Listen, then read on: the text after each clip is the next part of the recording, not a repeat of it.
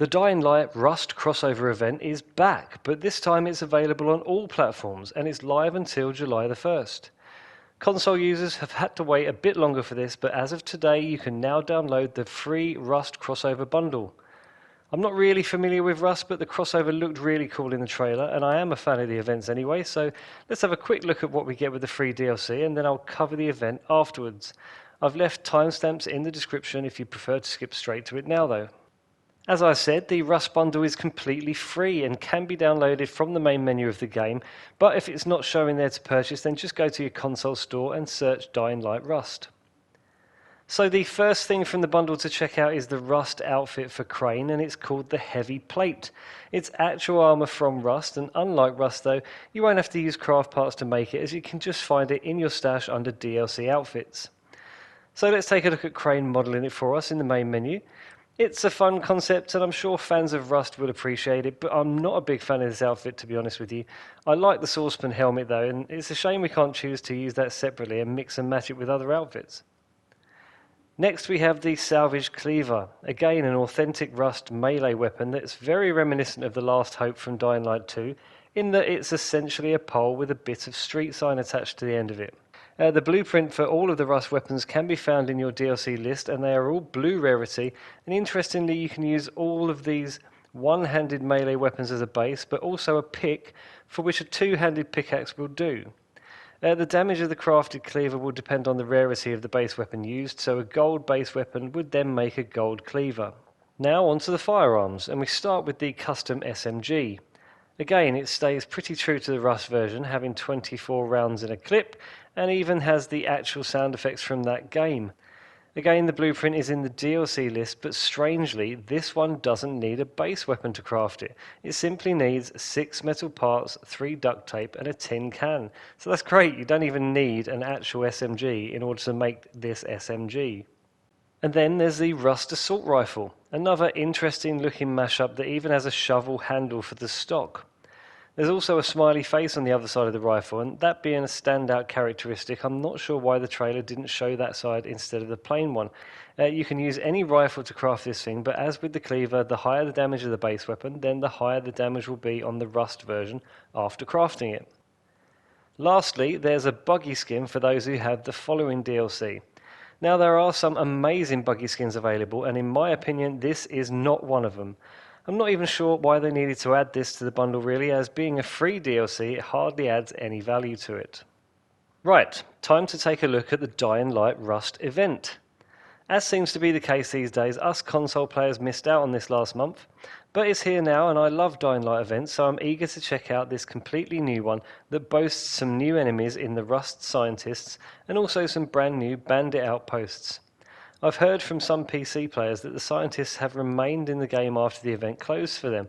That's pretty unusual, but kinda cool though.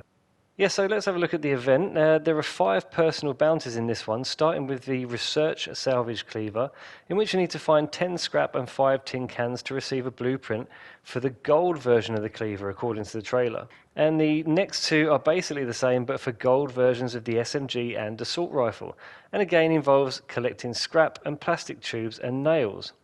Apparently the Scientists will drop 1 scrap each when killed, and everything else can be found scattered throughout the slums and Old Town as always.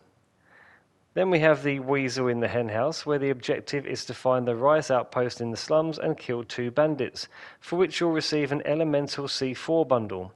Now that's basically 4 types of C4 that all have a different effect that cause bleeding, flammable one, noxious, and the gelid. Don't worry, I'll be trying all of this out while completing the quest so you can get a good look at them. And then there's the Fox in a Henhouse quest, which is basically the same quest, but you have to find the outpost in the Old Town. And lastly, there's the global community goal, which is called Kill or Be Killed, and that involves killing at least 1 million bandits before the end of the event, and for that everyone will receive the elemental C4 blueprint shortly after the closing date. So that means that if we pass the goal, then anybody who took part will be able to craft these things even after the event, so that's well worth having, as even the regular C4 blueprint is pretty rare. Now to find scrap you need to find the Scientists, and they can be found at certain locations around both maps, but interestingly there's a couple that spawn outside the Stuffed Turtle. You may know from previous videos of mine that I've spent a lot of time there. I've left a link at the top right if you don't know what I'm talking about, but it's basically a really good farming spot because everything in there respawns each time you load into it. And seeing as the object of the event here is to collect scrap for our gold blueprints, and the scientists only give you one piece of scrap at a time, you can handily load in and then back out of the stuffed turtle again to make the scientists respawn. So this awesome farming area has helped us out yet again. Also, the scientists are both carrying military rifles, and they're pretty powerful to be honest, and would make a great base weapon for your Rust assault rifle. Now, if you want to find the Rais Outposts, then they are marked on the map. The first one is just by the tower from the first mission in the game, the Pact with Rice. There's 2 bandits in each outpost, and they were supposed to provide more intense fights according to the trailer. But if you can't be arsed with that, then just shooting them in the face will definitely get things done quickly. As soon as you've killed them, then you'll receive the Elemental C4 bundle. That is unless you have a full inventory, as I had from collecting too many rifles. It seems that you miss out if there isn't at least 4 spaces for them, but I just got rid of them before going to the one in Old Town, so you do get another chance. There's plenty of resources in here as well, including disaster relief packs, and it's also a new safe house, so that makes me think that these are here to stay. The outpost in the Old Town is identical to the one in the slums, and it's located here in the open space between the radio station and the quarantine wall. As I said, make sure you've got some space in your inventory, as I did this time, and I actually did get hold of the C4 bundle, so I was pleased by that, and I wish I hadn't been so silly the first time. So at least I will get a chance to use these before we get our blueprints. So now let's give the Elemental C4 a go. It's always best to find a large crowd to use these, and you simply throw it at any object and it will stick to it. Then to set it off, you use the remote and enjoy the results from a distance. And by the way, you can actually stick the C4 to the zombies and NPCs too.